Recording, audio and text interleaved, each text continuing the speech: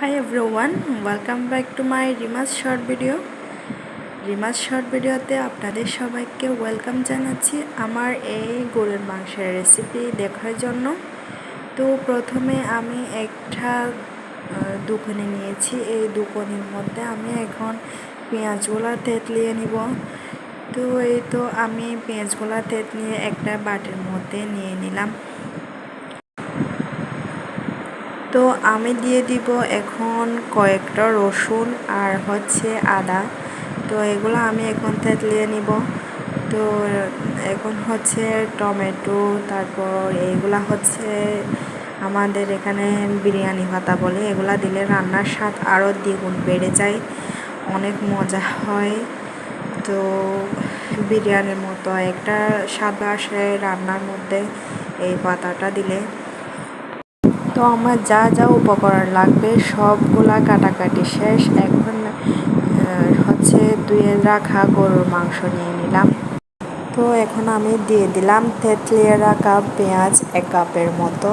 তো 1 টেবিল চামচ মতো আদা রসুন বাটা দিয়ে দিলাম। তো তারপর আমি 4-5টা তেজপাতাকে মাঝখান দিয়ে ছিঁড়ে দিয়ে দিলাম, আর কয়েকটা এলাচ দিয়ে দিলাম থেতলিয়ে। তো তারপর কয়েক টুকরা টমেটো দিয়ে দিলাম। এখন অল্প করে টমেটো কেচাপ দিয়ে দিব, টমেটো সস। তো এখন 5-6টা বিরিয়ানির পাতা এগুলো দিয়ে দিব। তো এখন আমি পরিমাণ মতো মশলা দিব। প্রথমে দিয়ে দিলাম নুন, তারপর দিয়ে দিলাম আমার গরুর মাংসের মশলা। তো পরিমাণ মতো দিয়ে দিলাম হলুদ গুঁড়া, ধনিয়ার গুঁড়া, আর পরিমাণ মতো মরিচের গুঁড়া। তো গরুর মাংসে মরিচের গুঁড়া একটু বেশি করে দিলাম যেন ঝাল ঝাল মজা হয়।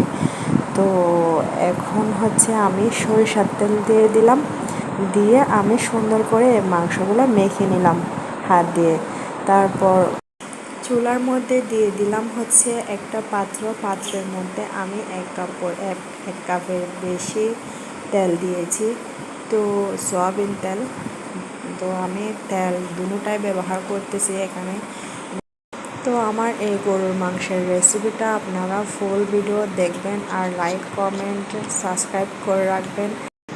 রান্না কেমন হয়েছে বন্ধুরা অবশ্যই আমাকে কমেন্টের মাধ্যমে জানাবেন। তো গাইস, টাটা।